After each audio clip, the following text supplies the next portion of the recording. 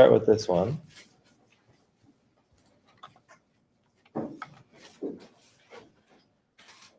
And I want you to be honest with yourself about these. I want you to actually write down the answers and not just kind of stare and nod your head as though you think you know what's happening. Imagine this is actually like a quiz, and you're really trying to see if you know this stuff or not, if you can do this stuff or not.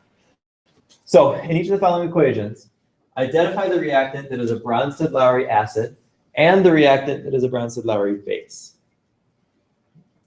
Notice that it's only asking for the reactant, so that's going to be what? Where are the reactants in those two equations? Yeah, on the left. The other ones we call the products. So we're not identifying the acids on both sides, just on the left for now.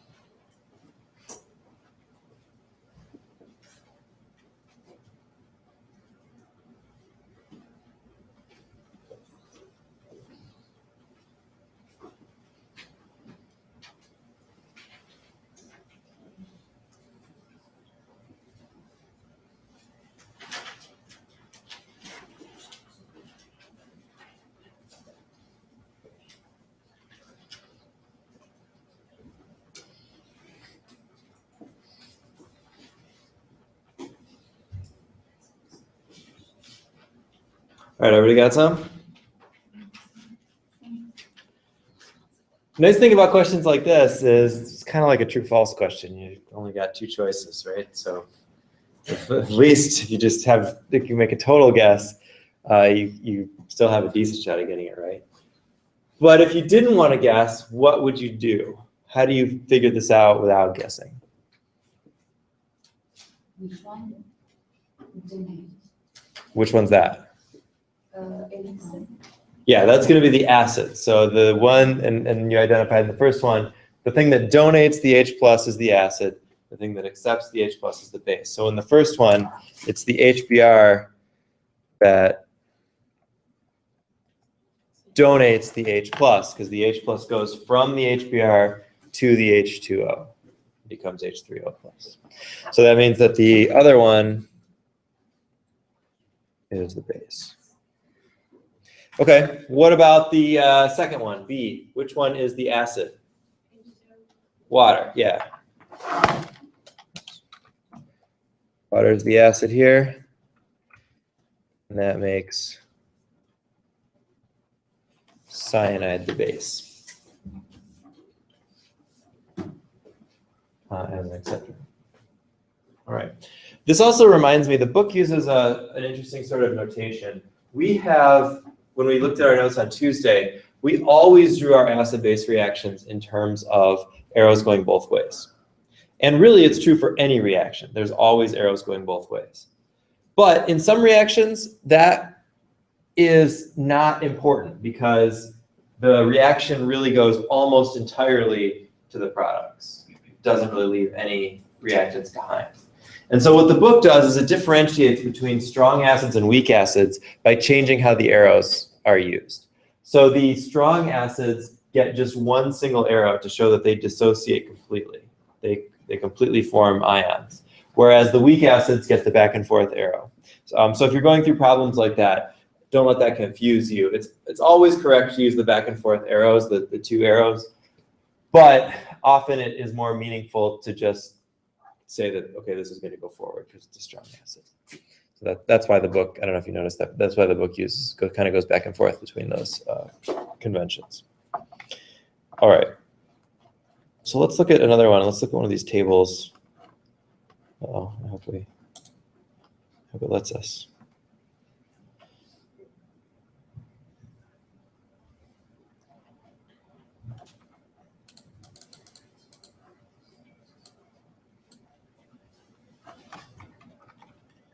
One thing we definitely want to be able to do, and we practiced this a little bit before, is to write formulas of conjugate acids and bases. So remind everyone, how do you find a conjugate base?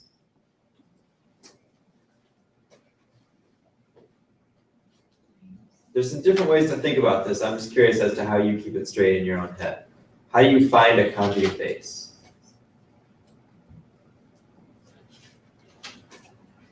Do you have any good tricks for that yet? Is that the double replacement?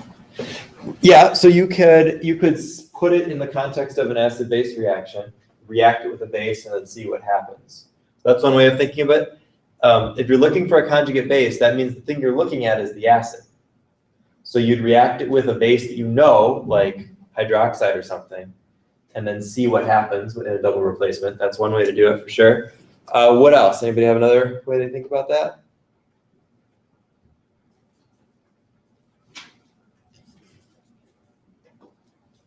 Minus.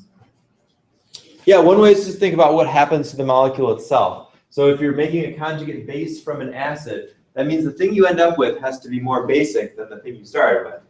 So the thing you end up with is going to have lost or be without H+. So you lose H+ from the acid to make the base. And then the opposite is true for the acids. You gain H+ to make the conjugate acid. So here are 8 examples. See if you can find conjugate bases for the first 4 and conjugate acids for the second 4. And everybody should write something down for each of them so we can really see if I mean, I'm not going to like grade it, but you can grade yourself and see if you really got it or not. And you can see where your mistakes are also.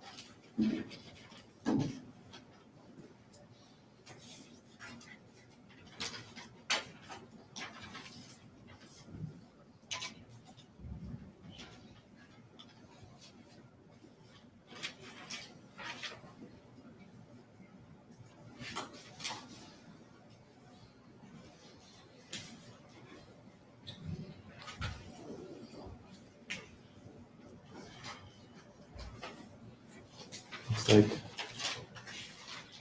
a lot of people are done, but keep going. A few more minutes. Just kind of put your pencils down when you're done.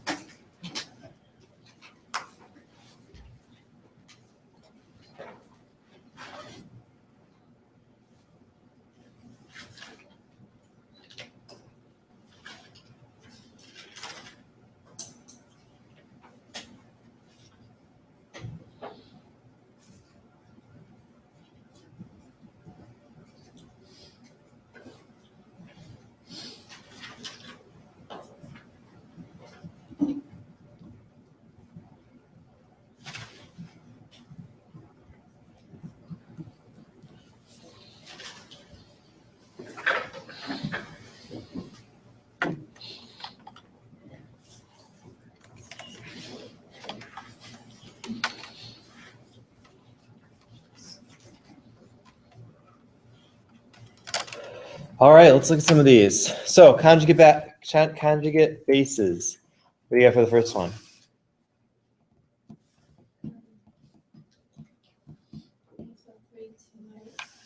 Right.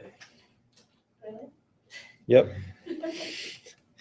So you take away H plus, and remember, most people get the taking away the H part. It's the thinking about the charges that can be a little tricky. So remember, when you take away a positive, that's like going more negative. So what's the conjugate base of hydronium? H2O, yeah. And this one, hydrogen phosphate?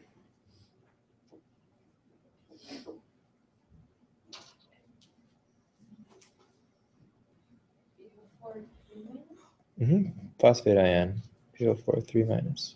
And then this one, this molecule called nitrous acid. 2 minus.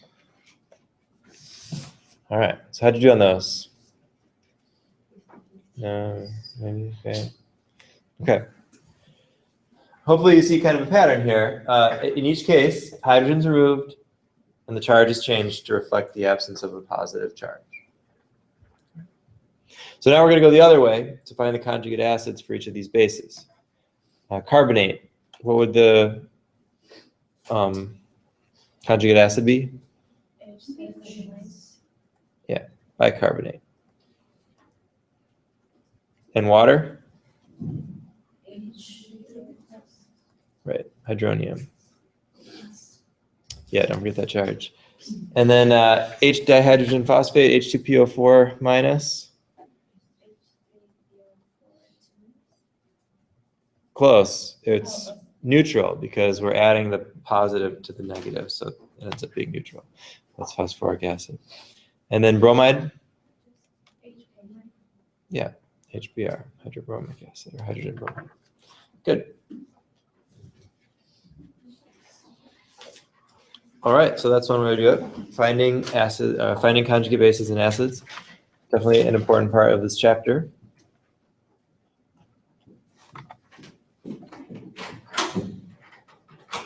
All right. So the next thing we're going to do is we're going to find the pairs, and this kind of goes to one of the suggestions from before. We're just going to look at one of these.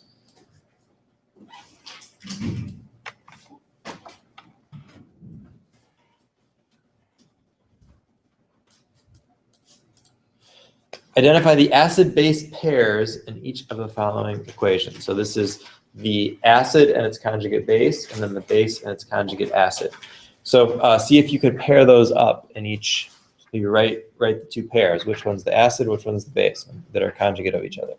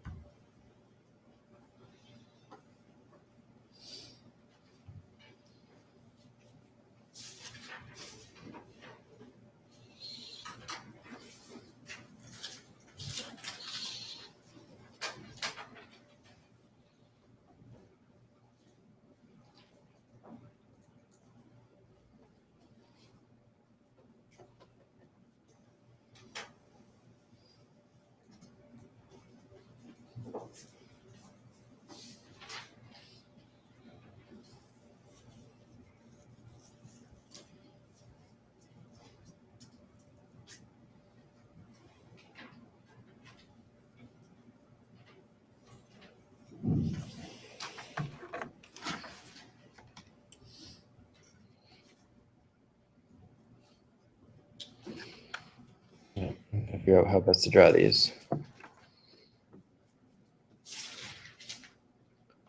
So there's one pair. Find that one? Conjugate acid and conjugate base. Remember, conjugates differ only by H+. So you look at the molecules and you see which ones are pretty much all the same, except one has an extra H+ compared to the other one. Those are the acid-base pairs. Water and hydronium would be the other two. Actually, the way this thing is drawn, the way this question is written, they're always in order. So the first thing listed is our conjugates, and the second thing listed are conjugates. That's not always going to be the case.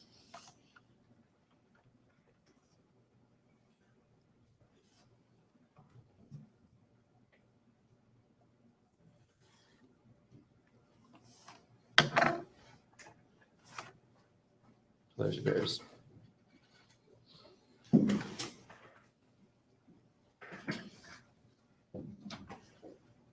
right.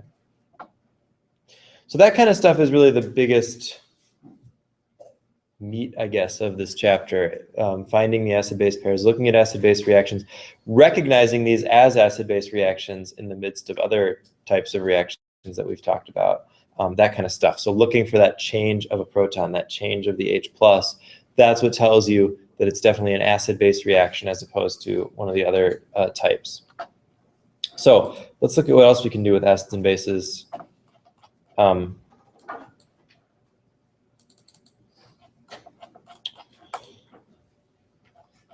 terms of strength and problems. The computer will let us do that, maybe.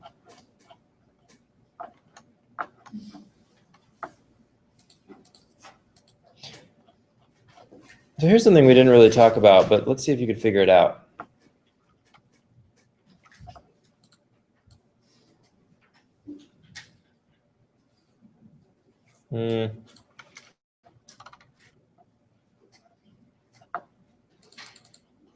No, we're not going to do that.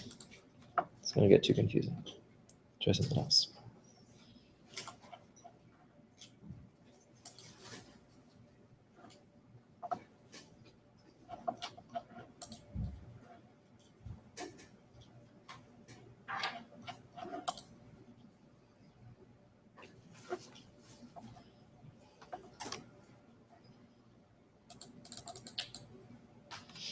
Okay, we talked about this in class, so let's use it in the terms the book talks about, because we didn't use one of these words.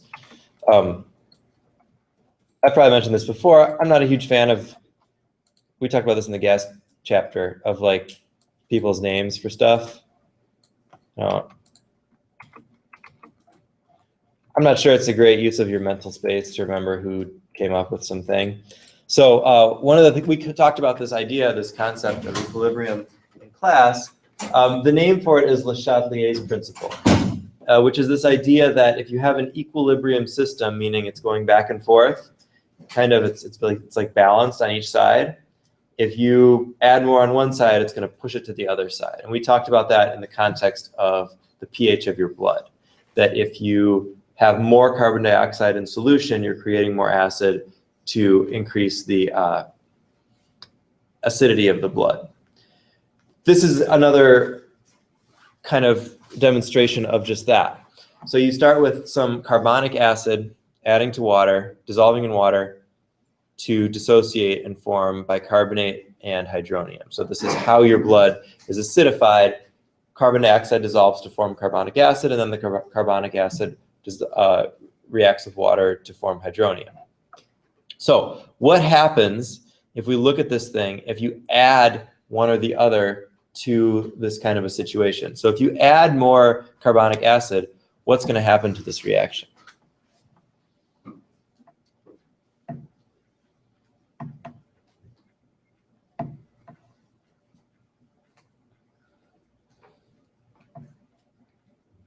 You add more here, what happens?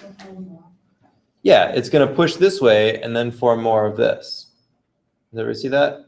Because this thing can go back and forth. If you push more on this side, it's going to make more of stuff over here. There's a picture in your book. I don't think we put it up yesterday, but let's take a quick look at it here. It's kind of a nice picture of some water. It makes sense if we think about water. Imagine a water tank here where there was this much level and you could go this much water and it could kind of flow back and forth. It would balance itself out, right? If you poured a bunch more water in this side, what would happen? Yeah, it would flow out until it got balanced again in the new levels. So the net effect of that is by adding more here, you end up producing more on the other side. You see that? The level on this side goes up. And so that's exactly what's happening in the chemical reaction. If we have a certain amount of this, we're always making a certain amount of this. Then if we push more on this side by putting more of that in, it kind of flows over to the other side and ends up making more on this side. So adding carbonic acid will kind of push this thing forward and make more hydronium. So then what does removing some bicarbonate ion do? Right. So it's going to shift in that same direction, right? If you take some out of the right side, the left side has to push more in to keep it balanced. So when these reactions go back and forth like this, that's one way we can control it as the person, if we're doing this reaction like on purpose, we can start taking out the products as they form. And that forces more products to get formed. And then we keep taking them out until the reactants are all used up. So that's one way we can kind of control this. And then finally, what if we add some hydronium? What would happen?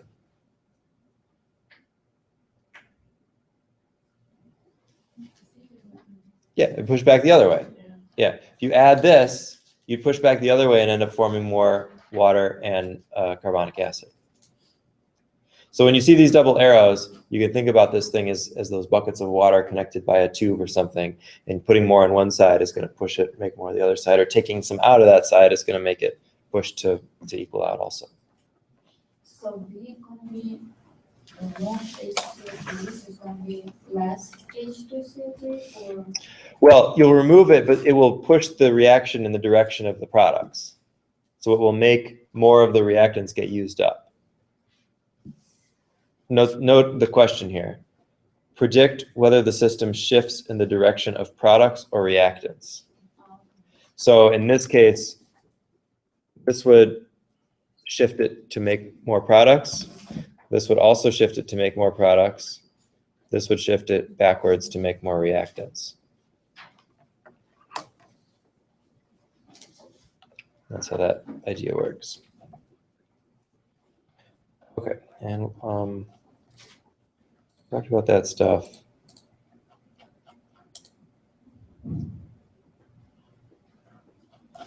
The other thing is to look at the ionization of water and pH. So there's a lot of stuff going on here with these kinds of problems with this water dissociation constant and all that.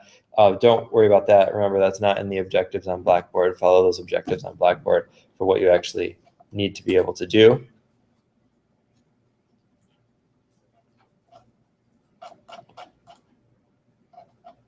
And technical difficulties. Okay, here we go. Come on, get like one more in and then we can stop.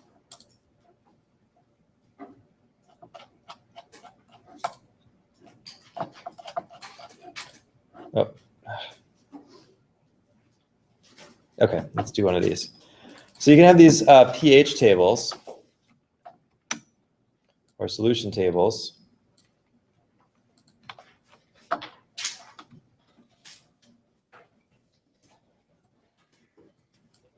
Where if you know one of these three numbers for a given solution, you can find all the other ones. Remember we talked about pH and pOH and all that stuff? So let's practice this. Let's start with these two down here because they're a little bit easier. How do we find the pH from the hydronium ion concentration?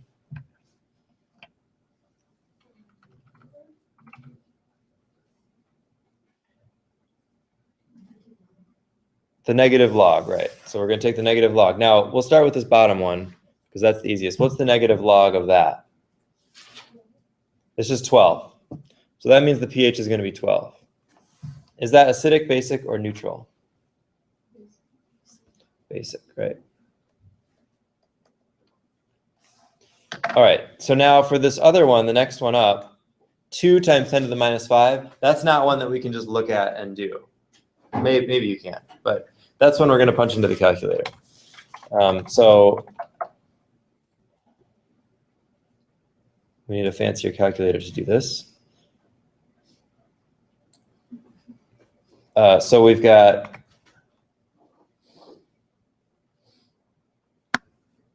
I don't even know how to do scientific notation on this thing.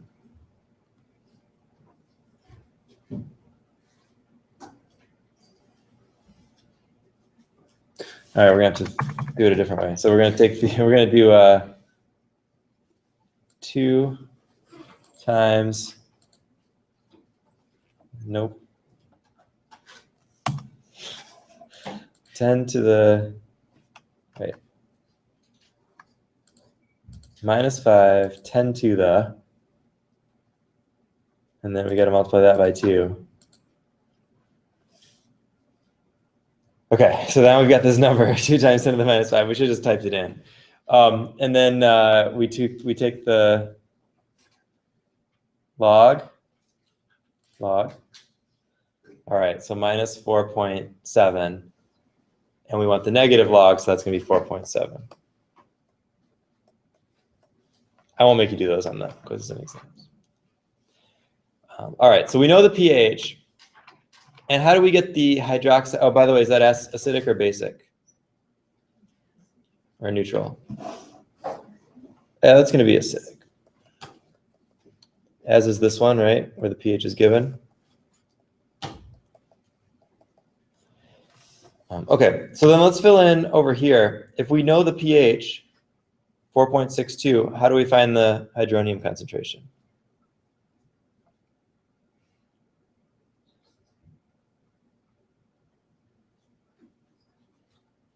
Remember, it's the opposite of the negative log. So what is that?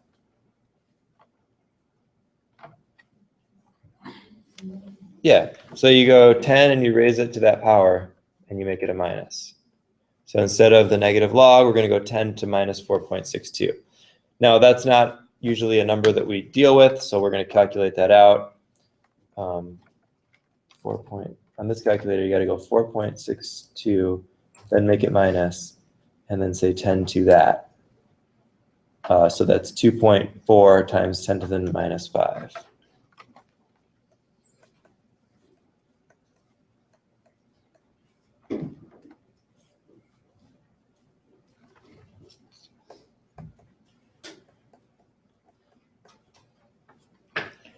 And what about this one up here? If the pH is 3, what's the hydronium ion going to be?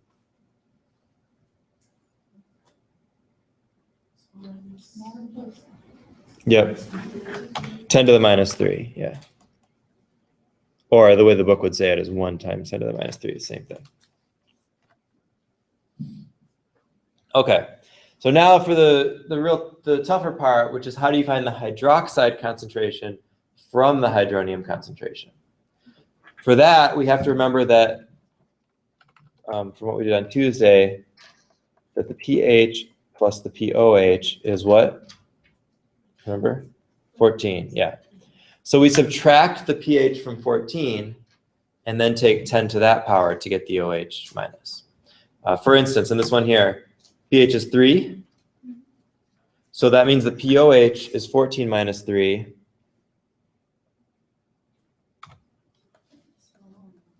Which is 11. So that means that the OH concentration is 10 to the minus 11 molar.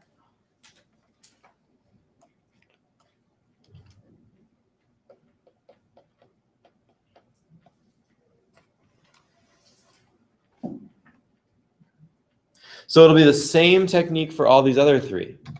Subtract the pH from 14, and then take 10 to that power, to the negative of that power, the negative power. So 10 to 14.7, 14 minus 14 minus 4.7 is 9.3. So we could take 10 to the minus 9.3 to get this one. 14 minus 12 is 2. So this would be 10 to the minus 2. 14 minus 4.62, that's what we just did. So that's going to be, oh, did I put that one in the wrong?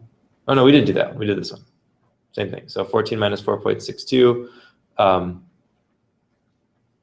is what, 9.38?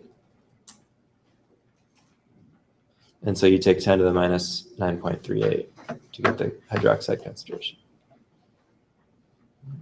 For this very top one, we can do the same thing. We can find the POH. What's the POH? If we know the OH is 10 to the minus 6, what's the POH? 6, right? The negative log of 10 to the minus 6 is just 6.